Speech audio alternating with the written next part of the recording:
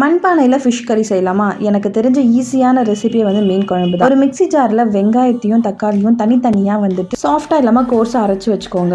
And அதுக்கப்புறம் மண் சட்டி ஹீட் ஆன உடனே ஆயில் ஊற்றிட்டு கொஞ்ச நேரம் கழிச்சு கருவேப்பிலையும் சீரகமும் வெந்தயமும் போட்டுட்டு கோர்ஸாக அரைச்சி வச்ச ஆனியனை போட்டு நல்லா வதக்குன பிறகு டொமேட்டோவும் ஊற்றிடுங்க. அதுக்கப்புறம் நல்லா சாட்டே பண்ணிகிட்டே இருக்கணும். நல்லா வதங்கி வரும்போது தேவையான அளவு உப்பு ஆட் பண்ணிக்கோங்க. உப்பு உங்களோட ப்ரிஃபரன்ஸ்க்கு ஏற்ற மாதிரி ஆட் பண்ணிக்கோங்க. அதுக்கப்புறம் சில்லி பவுடரும் டர்மரிக் பவுடரும் போட்டுக்கோங்க. நல்லா காரம் சாப்பிட்றவங்களா இருந்தால் 1 டேபிள் ஸ்பூன் எக்ஸ்ட்ராவே சில்லி பவுடர் ஆட் பண்ணிக்கோங்க. கொஞ்சம் நல்லா வதங்கின பிறகு புளி அரைச்சி ஊற்றிக்கலாம். அதுக்கப்புறம் தேவையான அளவுக்கு தண்ணி ஊற்றிட்டு கொஞ்ச நேரம் கழிச்சு பெருங்காயத்தூள் போட்டிங்கன்னா நல்ல ஸ்மெல் தரும். அதுக்கப்புறம் நல்லா கொதிக்க விடணும். அண்ட் நல்லா கொதிச்சு ஆயில் தனியாக அந்த குழம்புலேருந்து பிரிஞ்சு வரும்போது மீனை போட்டுட்டு ஒரு 10 மினிட்ஸ் கொதிக்க விட்டுட்டு ஸ்டவ் ஆஃப் பண்ணிங்கன்னா சிம்பிள் அண்ட் டேஸ்டியான மீன் குழம்பு ரெடி. பேச்சுலர்ஸ்க்கு இந்த ரெசிபி ரொம்பவுமே யூஸ்ஃபுல்லாக இருக்கும். குவிக்காக பண்ணி முடிச்சிடலாம்.